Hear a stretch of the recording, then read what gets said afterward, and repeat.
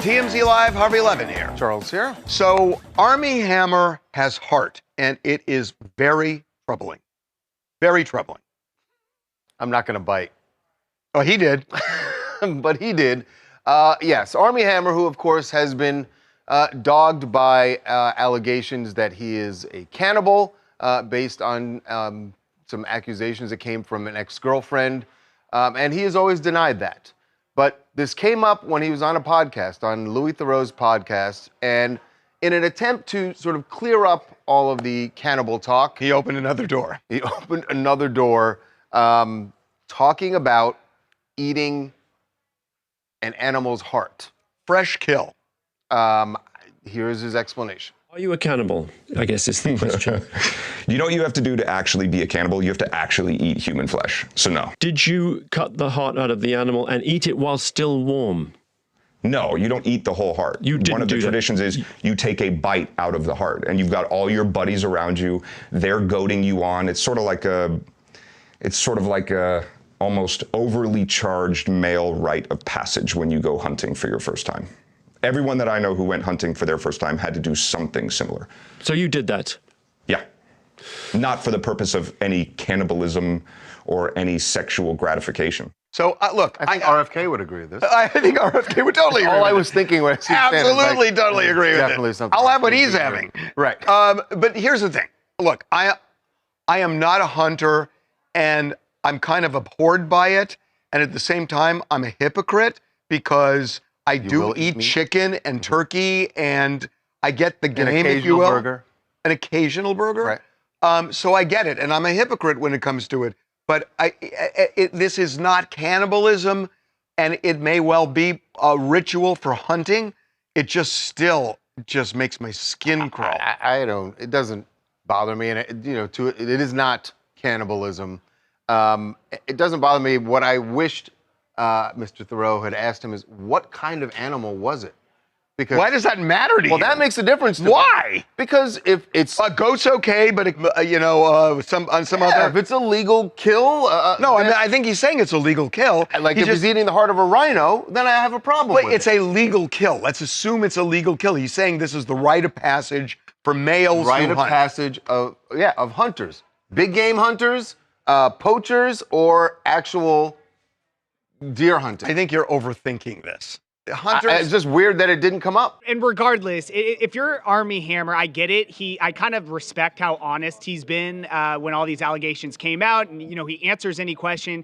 He goes on all these podcasts. They ask him the questions, but it's like, dude, you're being too honest. Like if you're Armie Hammer, you do not want to be associated with eating the heart of anything, let alone if it's an animal. With all of his old headlines, they're just drudged back up. And I thought his whole thing was he was trying to get past this whole cannibalism thing so that he could probably get back to work. But that's not cannibalism. It's not. Yeah, It's not cannibalism. It's cannibalism adjacent. Well, no, but I mean, look, Okay. here's the thing about it. If he's right, and I'm assuming he is, that hunters kind of do this, first-time hunters, that it's that rite of passage. I gotta say, I just find that. I grew up with people Ugh. who hunted, and maybe they just never told me. I've never heard it either. I never heard anybody. But if maybe it- it's a thing you don't talk about outside of hunting circles. But my friends who hunted never told me anything about. Let me just say one thing. I do not want to be in the middle of a hunting circle. That just hearing hunting circles makes me scared. But also, if you're Armie Hammer, you're Armie What Hammer. do you think? You're out there with friends. I Do know, not- but do hunting not trust your circles. friends? Go on, Devin. Well, I'm just saying, if you're Armie Hammer, like, how many times does he have to address the cannibalism thing? Like, he's addressed it 1 billion times, and here we are 2 years later, he's still getting asked about it. Like, do they not have any other questions for the Well, guy? because you know what it is. Look, let's get real for a second. Armie Hammer makes news, and his name gets out there every time he resurrects it. All of the problems he had are kind of in the past in terms of an investigation or lawsuits or whatever. The things those that are- don't get as much headlines are like He's acting again. Right. He's acting again. he's But in at a least Western now. he can get that out if he does something that people are talking about. If we say, oh, he talked about being in a Western, we're not going to cover it. We're leading our show with this today. Hey TMZ, my name is Brandon Lance Garnsey. I'm in Sherman Oaks, California. And listen, you're talking to a vegetarian. So the thought of eating a raw animal heart fresh from a kill makes me want to pass out. Let's get real. I agree. It might not be a cannibalism activity, but it's cannibalism behavior. It's giving werewolf. If this is a rite to the male of passage, maybe I'm not a male because I'm not doing all this. He's doing the most. But you do know that people eat steak. I was saying, people have steak tartare. People eat steak tartare is a good example. How do you explain that? I don't like it. I get you're a vegetarian, but lots of people eat raw meat. If you eat steak tartare, that you are cannibal adjacent. What if you eat carpaccio? If you eat fish that's raw, it's the same concept. I mean, people do that, right? It's different than a fresh kill. I'm on the scene in the wilderness and I'm biting into my animal I just hunted. Like, it's cannibalism activity and behavior. No, but weirded out about cannibalism is an organ humans. as opposed to just eating muscle. People eat liver. I know, and people get weirded out by that. People eat liver. I mean, people eat organs. I mean, they just do. I know. And not just in the United States, but all over the place. Doesn't make them cannibals. You know, you started out this saying that this made you uneasy, but you were going deeper into it. I know. Can we move on? Here's the thing. I can argue both sides on this. I just wanted to say. As always. Okay, we're going to move on. Yes, to Serena Williams, who wants to clear up something about her Super Bowl halftime show appearance. But she didn't. Well, she attempted to. But she did. She thinks she did. She didn't. Because everyone thought this was Serena's jab back at an ex. That the reason she was dancing to Not Like Us is because it was a shot at her ex, Drake. Who also trolled her and her husband. Trolled her and her husband, and so if she were doing that, you would kind of understand it.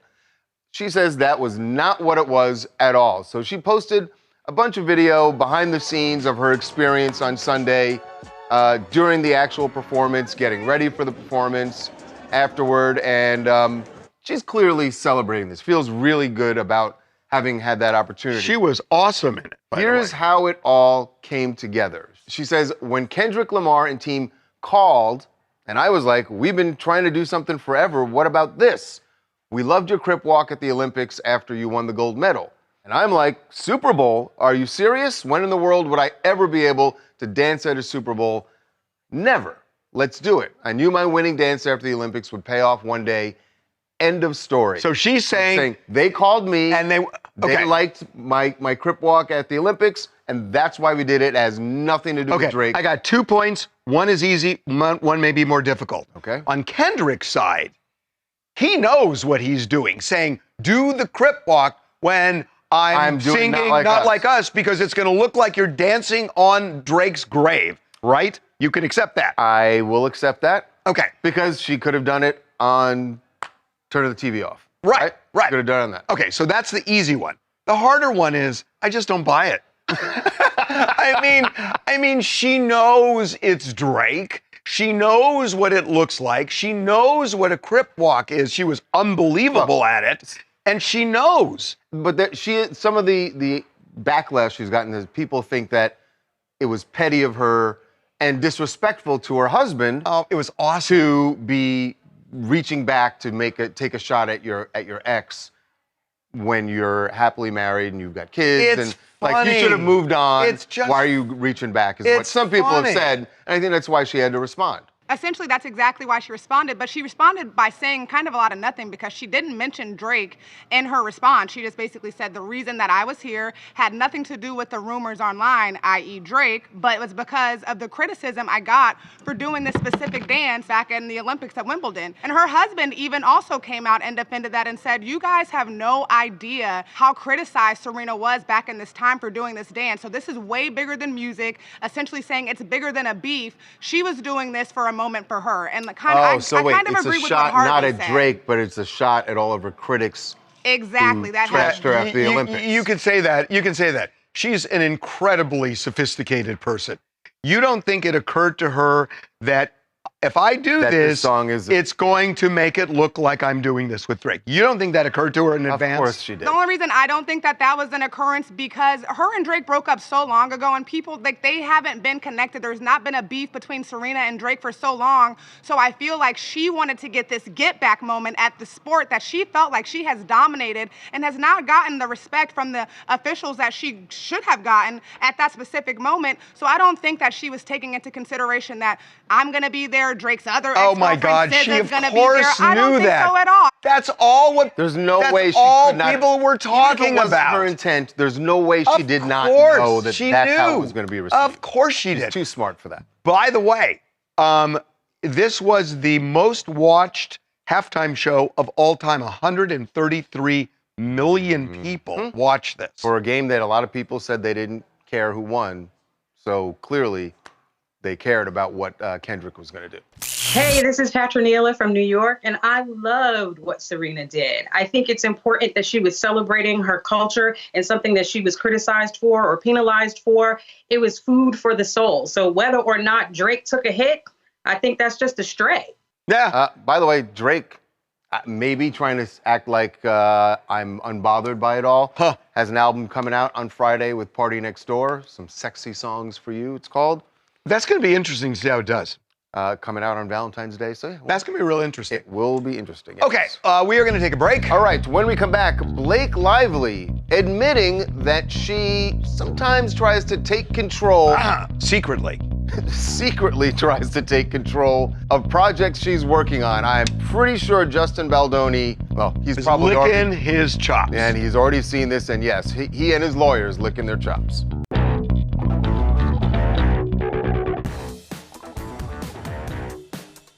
Blake Lively might have just done herself in this battle with Justin Baldoni, although she didn't do it intentionally. It was something she said long before she ever worked with Justin Baldoni. Right, but there's something she said that has now been resurfaced, and it is right on the nose as far as what the issues are in her battle with Justin Baldoni. Back in 2022, she was speaking at a Forbes Power Women Summit. Yeah. And she talked about... She flexed her muscles. Oh, did she? She definitely did. Talked about being hired as an actor, but wanting more, and how she secretly tries to take more power, essentially. Disarm people with her beauty and then laser in with her creative vision. When I would show up on a set, I knew that they just wanted me to show up and look cute and stand on a little pink sticker where I'm supposed to go and say what I'm supposed to say. But I also knew that that wasn't fulfilling for me, that I wanted to be a part of the storytelling, that I wanted to be a part of the narrative. Sometimes I would have people who really resented that because they were like, we just hired you to be an actor. Yet when I went in the meetings, I would just seem like I'm just there to be the actor and ready to get the gig. I wouldn't reveal that I actually need to have authorship in order to feel fulfilled. So I think that for them, sometimes that might have felt like a rug pull because you're like, you're trying to assert yourself into something that we didn't hire you to do. And so it was a really strange position to be in. Here's the thing, Blake, it is a rug pull. It actually is a rug pull. That's exactly what it is. But not in this case, because she was also hired as a producer. And in that 6-minute audio clip that Justin left her, he thanked her for her creative input and said that her notes actually made the music sing better. Her notes were great. And he wanted to share the revised script with her. So not in this case. You're right. She was hired as one of the producers of this. So you're absolutely right that this one wasn't secret. But then the issue is, how much power did she try and exercise?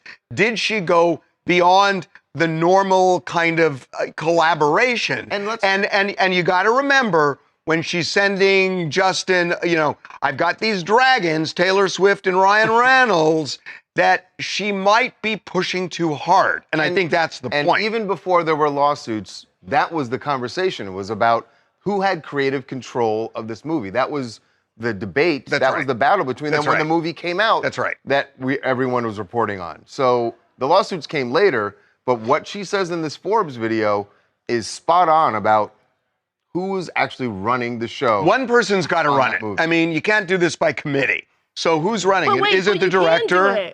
But you have all these other EPs too that also were on Blake's side. There's a whole bunch of more people. It's not just her versus Justin. There was other people on the cast and crew that were also siding with her that were in higher positions than her, and they all wanted her side. Well, you don't see anything on Higher his side positions here. than her, yeah. Higher positions than her. He's the director. He's in higher Courtney. positions yeah. than her. He's on that the film, director. he was the director. Well, then have a backbone and trust your movie, and don't be scared of these dragons. Trust in yourself. And Well, then play it out. no. If you are saying you're up against Ryan Reynolds and Taylor Swift, come on, Courtney. Come on. I mean, I just like to end it when you said I was right. I was already done talking. I was happy with that. Okay, hi, this is Adrienne from Washington, D.C., and I just wanted to say this is Blake Lively once again proving herself that she just can't help herself. Her and Ryan should definitely open like a directing studio because I feel like what a move would that be for the PR lately? It's the old saying in Hollywood, right? Well, I'm doing this, but I really want to be right. Okay, we're going to move on. Yes, to Kanye West, who has been shut down. And apparently there is a line for some people and some corporations. And his sale of Nazi swastika t-shirts on Yeezy.com definitely crossed that line for Shopify, which pulled out of the Yeezy business. Shopify normally handles all of their sales. Took him a day. Yeah, it took them roughly a day, but they pulled the plug. And when you go to Yeezy, at least when we started the show, Yeezy.com was still defunct. Can I tell you what kind of is upset? It just kind of bugs me. It's We like just checked, it's still down. It's still down, It's right? still down, yeah. But it was up for a day. Kanye says, and I have no idea if it's true, that they sold 100,000 units. So they make a lot of money off of that, and then they pull the plug. Right. It's like, it's not that sophisticated a thing to see all you're selling is a swastika, so you can make the decision at 9 o'clock yesterday morning rather than waiting 24 hours and then getting all the sales. Right. So it kind of bugs me. I mean, the only thing I'd say is I just looked. They had $7 billion in revenue last year. So you talk about, I mean, Nonetheless. Yeah, no, I get understood. Business is business. Sure, it doesn't seem like that would be a very hard decision to make. That ad that ran during the Super Bowl is not running anymore. Once everyone saw what he was selling at Yeezy.com, the ad stopped running. But clearly, based on those numbers, there were a lot of people, a very disturbingly large number of people, who ran to buy those things before the website was shut down. It'll be interesting to see if he can find another host for his website. You know what I'm wondering? If he really did sell it, people are going to start walking around with his shirt. I mean, it's really... I mean, if they bought it, they clearly are proud enough to wear it. I know. Which would be very disturbing. Trouble time. Yeah. Hey, I'm DeAndre. I live in Los Angeles. Listen, Kanye West spent $8 million for an NFL TV spot to be a hateful idiot. So whoever this lady is suing him for his recent or his past Nazi or anti-Semitic comments, I pray that she wins that at times $1 billion. And listen, I'm originally from Chicago, and as a Chicagoan, I speak for all Chicagoans. We don't claim him, and technically he was born in Atlanta, so they can have him. By the way, the lawsuit is referring to a former employee at Yeezy, sued him for all sorts of text messages. Look at this on TMZ.com. But among them, he would send to her things that said, "Hail Hitler," and Heil. Well, no, he actually. Oh, he said hail? Yeah, he Americanized it. Okay. Great. We are going to take a break. All right. When we come back, C.J. Gardner-Johnson, the Eagles superstar who did quite a bit of trash talking, right to the face of Travis Kelce even. Well, guess who's paying the price? Not C.J., his parents and the restaurant that they run down in Florida, which has been inundated by Swifties and other Chiefs fans. When we come back, they will be with us to talk about C.J.'s big mouth and what it's done to their business. TMZ's got every freaking thing. Big celebs, big stories, big events. Actually, Pitt got in another accident. At what point does Angelina go, I'm not going to give you your inheritance this week? Siobhan, how many accidents have you had? It's TMZ. I don't care what you heard or what you saw on Sunday in the second quarter where you thought the Super Bowl was over. It's still going. There is still a battle going on, at least between Chiefs fans and Eagles fans, and it's all over a restaurant. A restaurant that belongs to the parents of C.J. Gardner-Johnson, who is the star, one of the star defenders on the Eagles, who did some trash talking. Actually did a lot of trash talking before the game, after the game, probably during the game. And in fact, the one that really led to the issue with his parents' restaurant, well, was this post where he said he was telling Travis Kelce, you should have stayed with that thick one, referring to his ex, Kayla Nicole, saying you should have stayed with her instead of dating Taylor Swift. Well, honestly, that's hysterical. Chiefs fans, and I'm certain Swifties, then started going after the Yelp reviews in the comments of King's Grill, the restaurant that Brian and Dell Johnson, his parents, own down in Florida. And they trashed it. The comments were horrible. In fact, Yelp had to step in and monitor everything and restore it. But they are joining us now from Florida, where they are feeling the after effects of CJ's trash talk. Brian and Dell, welcome to TMZ Live. How you doing? Congratulations first. Right, congratulations. The Super Bowl. Thank you. I appreciate it. so much. So, did you see this? You raised this child to be trash talking, didn't you? He get it from his mama. So then, if you're fine with him trash talking, then I would imagine you're fine with the backlash from some of that trash talk. Absolutely. We've been dealing with this since he was a kid. CJ has been the same player, same kid since he's been playing football. I always say he talks the talk because he can back it up. Same thing with his mother. I'm a very successful entrepreneur. I talk the talk because I can back it up. So once you saw him in Travis's face, did you think, I mean, you know, of course, Taylor Swift's fans are incredibly passionate and loyal. And sometimes petty. That's the kind way of saying what you were saying. Did you expect... It's well-deserved. She a superstar. It's well-deserved. But did we expect it? Yes, honestly, because what has happened, as we all see, we all watch CJ every Sunday, Monday, or Thursday night. Whatever CJ does, it goes viral. That's just the nature of who he is. So we expect it. So tell us about what the impact was. What were they saying about your restaurant, and what impact did it have? Did people boycott the restaurant? What happened? So I have friends that were sending me the screenshots, and they were going, oh my God, look at this. And the first thing everybody said, the Swifties have attacked. So I was reading it. But let me tell you the funny thing to all of this. Yes, we've seen all the reviews. We've seen everything. So my first thought to my husband was, somebody must have broken the Kings, because the joke is really on the Swifties and everybody that's entertaining the reviews, because King's Grill is closed because we purchased another business, and that is where the Super Bowl party was at. King's Grill, the restaurant that everybody was spamming the comments, is not even open, you're saying? Correct. King's Grill last operational day was January the 25th of 2025. Did you think through going on TMZ Live today? Because now you've told all the Swifties you have another restaurant. You have a new restaurant. Do you want to tell us what the... I want to let you promote your restaurant, but I think if you tell them... Listen, and it's okay because they'll find out. I'm going to tell you why. One thing about Chauncey's mom, I am covered. I tell everybody, one thing for certain and two things for sure. God is good. God is amazing. And this is why we are so successful. This isn't the first time we've been attacked because of who my son is. I respect Taylor. I respect Kelce. I respect the NFL organization. But there is nothing anyone will be able to do that will affect anything that Miss Dell has going on. It has never done it, and it won't now. All right. Hey, Brian, just curious, is there like a time of day when you're allowed to speak? No.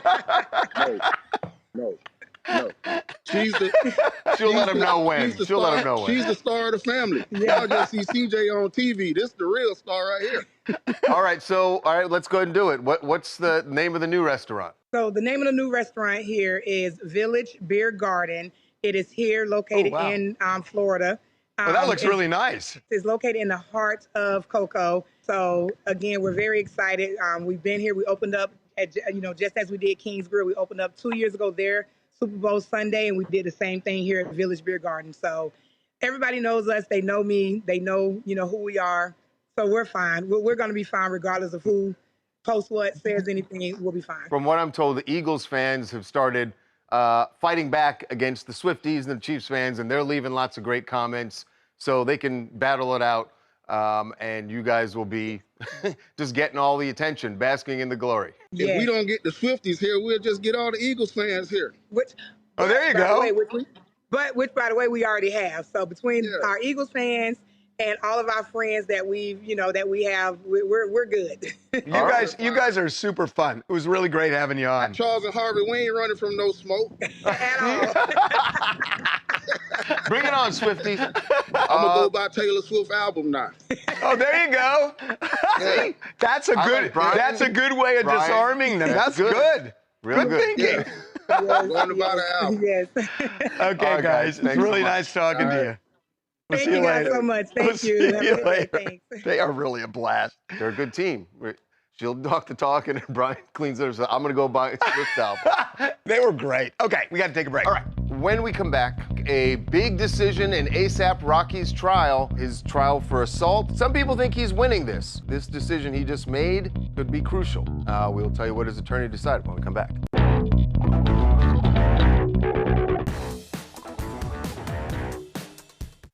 Welcome back to TMZ Live. A$AP Rocky's assault trial continues here in LA, but his defense team has made a big decision.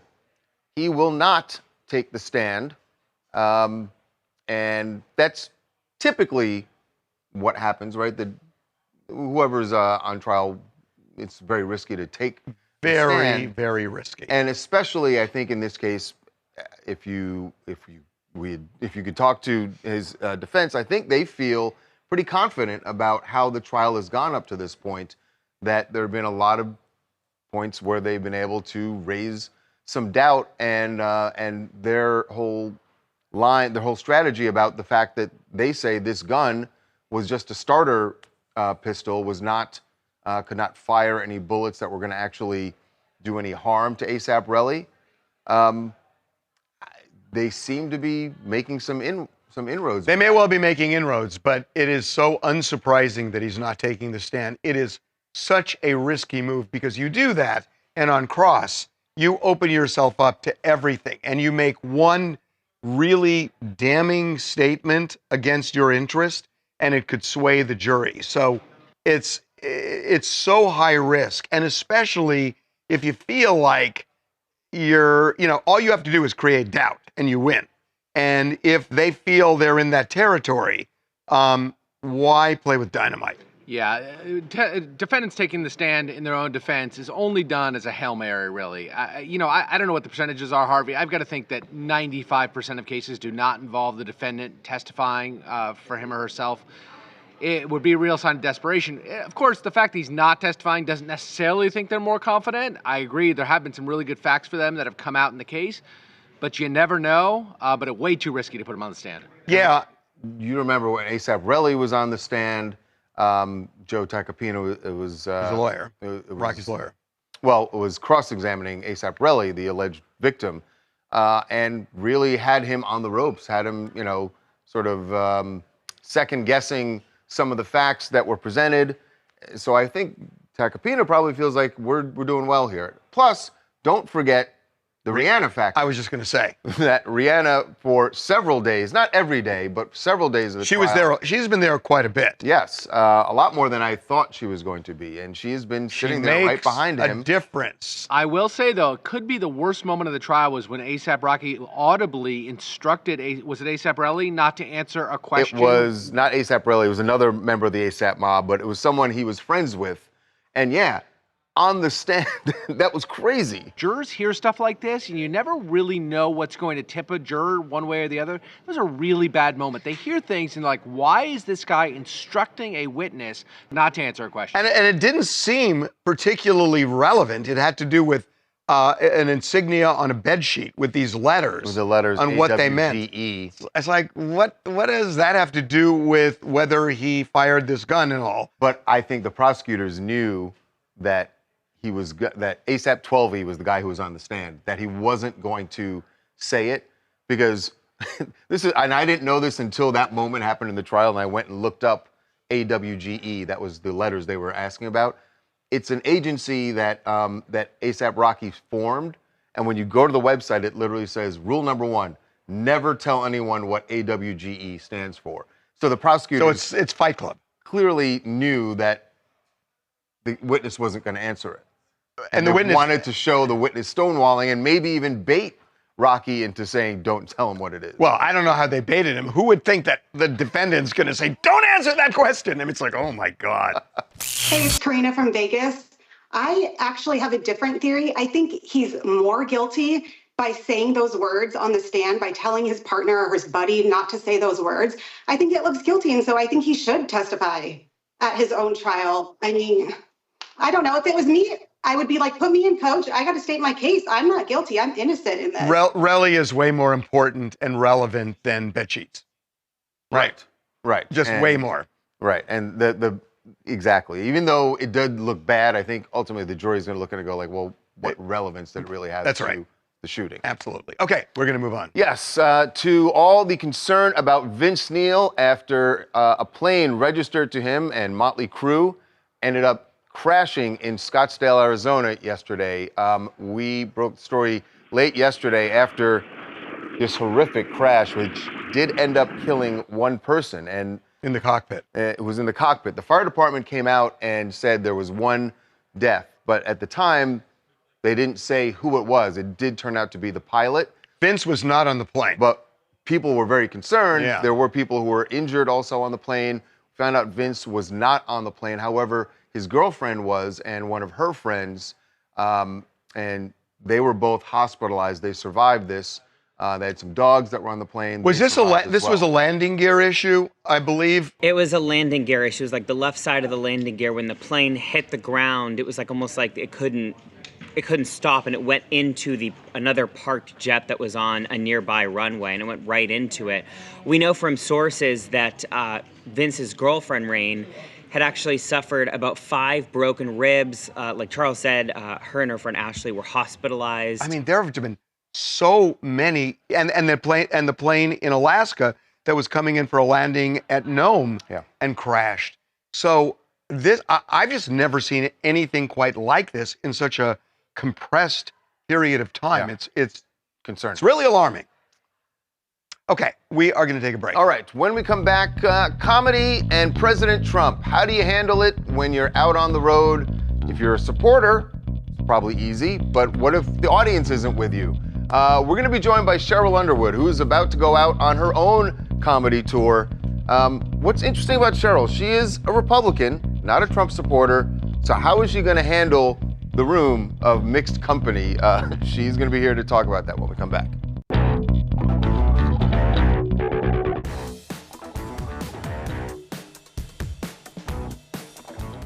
It's hard to ignore this, right? Certain comedians, helped Donald Trump get back to the White House, right? He certainly, during the campaign, embraced, I guess it's been characterized as like bro comedians, right? The Joe Rogan, Rogans, Theo Vaughn, Tony Hinchcliffe, and that had an impact with their audiences. So if you're in comedy and you're still out doing your thing, but you're not a Trump supporter, how do you navigate this? Because the reality is there is a huge section of the country that supported Donald Trump. That's why he's president now. The majority of voters. The country, and you're in comedy clubs. There are certainly Trump supporters in there. So how do you navigate this? Can I slightly differently stated? Mm-hmm. How do you win if the country's divided down the middle? How do you win an audience? How do you win an audience? Because you're going to piss off half of them no matter what you do.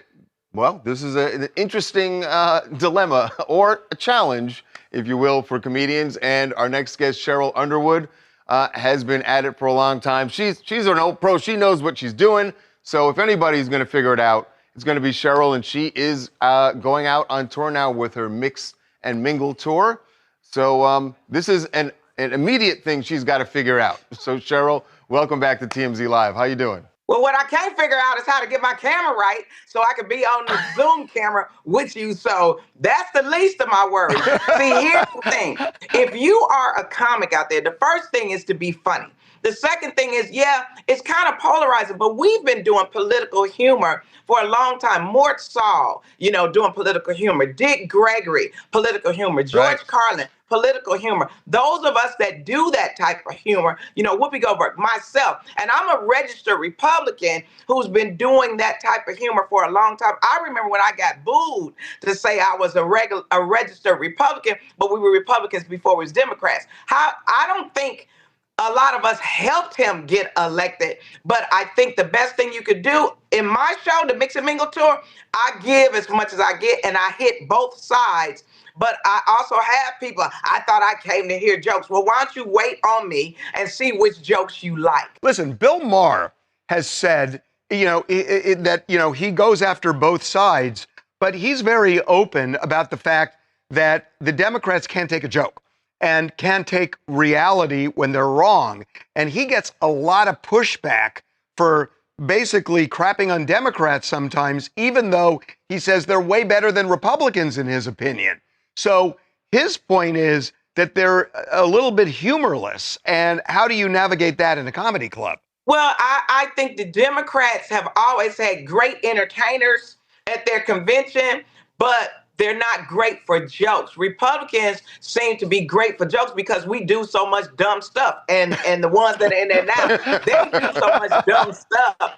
And I'm trying to censor myself. But when I'm in a nightclub, I'm letting them have it. I'm talking about Melania. I'm letting them have it. But you come to what you enjoy. I will say this. I don't like that we're normalizing certain things, but I also think we live in a time where, like, there's words that you can't use that are funny words, but they're saying you can't use them because they're not appropriate. The first thing is to be funny. But if you're offensive and you're coming to my show and I'm offending you, but you're laughing, then I'm kind of winning the battle. I want to educate, empower, entertain. But I will say this, the Democrats, they're going to get it together. They're going to get them in the midterms, and then they need to pick somebody to run for president. But I do think that we normalized a lot of stuff. I'm not saying me, I'm saying comedy. Normalized a lot of stuff. And I think it borderlines on bigotry and white supremacy, but that's always been fodder for humor. Right? When you're looking at Blazing Saddles. God, I was thinking of that. As you were talking, I was literally thinking of that. We talk about that when you said all the time. Oh my God, I can't believe you just said that. Absolutely. And then when you're talking about what is the Great Dictator, or what is it? Springtime for Hitler. Springtime for Hitler. Yes, but we lived in a time where that was appreciated. Now it seemed to be weaponized. I mean, I talk about Hillary Clinton. I talk about Bill Clinton in my show, but I also talk about Melania. I talk about why I can't support Trump. I think people want to be validated, but they got to understand that the comedian is there. Some of us, we're out there to show the world what we feel about things. The great Dick Gregory was showing you it was a reflection of something. But I think times have changed, and they will change back. We just got to get a thicker skin. And when you are offensive, when you are doing something that the audience cannot handle, then your ticket sales are going to affect that. You know what I'm saying? It's not going to go the way you think. But if you talking smack, you better worry about somebody walking up out that audience and letting you have it. I'm sorry for asking this, but you mentioned it twice. Give me a good Melania joke. I mean, you said it twice. I can't tell you my Melania joke because I do not want the CIA and the FBI, while they still got jobs, to come see me. You have to come see me live to hear those jokes. But I am talking about things that are happening in the media, but it's not as much as I used to. If you go back and pull up my Laugh-A-Palooza tour with Jamie Foxx, where I was doing those jokes after September 11, and they were pro-President Bush jokes, but they were done in an urban way, got a standing ovation in Atlanta. Thank you, Jamie Foxx. But for me, I have to walk a fine line, and I also understand the sadness of my audience. I talk about the election. I talk about how we feel and how I feel, but I don't do it as much as I used to. Now I go, but a good sexual joke, remember this, a good sexual joke brings people back together because sex is the equalizer. Mix and Mingle Tour, the tickets are on sale now. I can't wait to see you when you come through LA. Absolutely. Good luck on the road, and we will talk to you soon. Thanks, Cheryl. Thank you. Love you guys. Love you guys. Right. Love you too. Congrats on the tour. She knows how to get the audience back. I want to know what the jokes are. That sounds The Melania joke? Yeah, I kind of want to know. I'm sorry. By the way, you also got the joke. She's like, while the CIA still has jobs. Right. Oh, believe me. Timely. Is that a joke? Depends on who you are. We're taking a break. All right, when we come back, Kid Rock in Nashville. Should be an easy crowd for him to get support from, right? Did not go well, and you're gonna see how Kid reacted. I guess kind of kiddish. You'll see when we come back.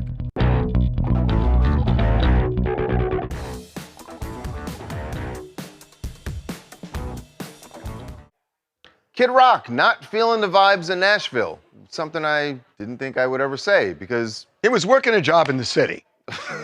He'd left a good job in the city. Oh, that's true. And was in Nashville on stage helping Bon Jovi keyboardist David Bryan with his performance there in Nashville. So Kid comes out and you'd think in Nashville this is gonna go great.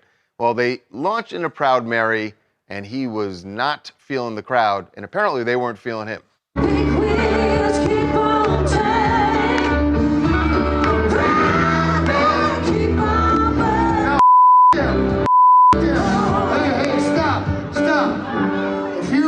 Clap, we gonna sing. That's how it's gonna work.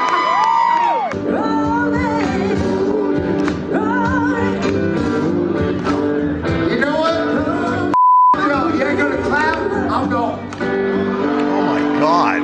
And with What the heck? And with that, he was gone. What the heck? And I saw people clapping. There were a few, but I mean, It's also the slow part of the song. Well, that's the bigger issue. I think he was not really appreciating. And she is She's great. A great singer. Holy You should smokes. check out the whole video. at She is TMZ.com. She's good. Yeah, when he's like, if you don't clap, we're not going to sing. She should have been like, oh, I'll still sing. Like, I'm going to keep going. You know, wave your hands in the air like you do care. And I feel bad for David Bryan. It was his birthday show, and it's been kind of ruined by Kid Rock having this like diva hissy fit on stage. What was that about? It's really weird. I mean, listen, people have off nights. At least he didn't shoot a Bud Light. I'm sure He's that's back not served at drinking that Bud bar. Light now, remember? No, he is again. Yeah, I know. Oh, He's that's back right. to it. Hi, my name is Pravi Hall from Florida. And, you know, Kid Rock isn't new to the industry. And I get that everybody is having, you know, sometimes you have a bad day. But to just walk off the stage yelling and cursing at the audience when you're trying to celebrate David Bryan's birthday party, like that's completely uncalled for. Per David Bryan's post, it looks like he still was able to enjoy his birthday party, thankfully. But, you know, Kid Rock, you're not performing at a personal concert for your specific audience. It's a birthday party for David Bryan. So I think he went about it all wrong, in my opinion. If the woman kept singing, the crowd got its money's worth. Yeah. She's amazing. It was great. She is amazing. That's the thing in Nashville. There's all sorts of talent there. Okay, what else do you guys want to talk about?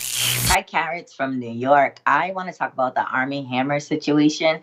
I know he was saying it was just a rite of passage and it's something you do with your hunting buddies, but I think it's really, really weird to be eating an animal's heart. That just doesn't seem like something that should be on the menu. Yeah, well, it wasn't on a menu. It was just out in the... Again, he says a rite of passage for hunters.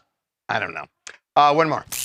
Hi, I'm Brandy Blanton from Dayton, Ohio, and I want to talk about Drake ranting about his exes.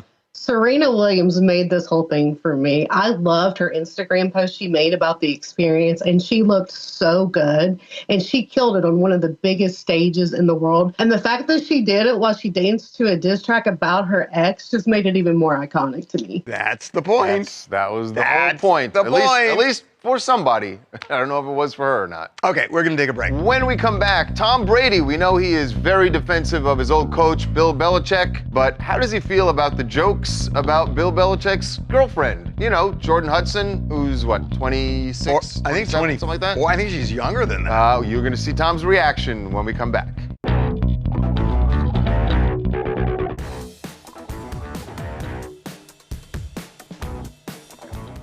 Well, Tom Brady in the past has been pretty defensive of Bill Belichick. Remember during his roast, he got a little bent out of shape when someone made a joke about Bill. So it's Sunday Conversation with Caleb Presley at Barstool. A Bill Belichick joke came up. It was really about Bill dating Jordan Hudson. Watch how Tom reacted when Caleb threw out that joke. Did Bill Belichick follow TB12? Nah. No, he's a big, carb guy. What about his girlfriend? She looks as young and healthy as ever. Sounds like it. I don't know. I don't follow it, too much. If Bill Belichick's girlfriend needed it, would you rent a car for her? He tried to hold it. No. He tried to hold it. It's hysterical because she can't rent a car. You got to be 25 and she's 24. That is hysterical. He tried to hold it. You saw Tom was like, that's not funny. Laugh. They got him. That was good. They got the goat. They got Okay. the goat's goat. We will see you tomorrow.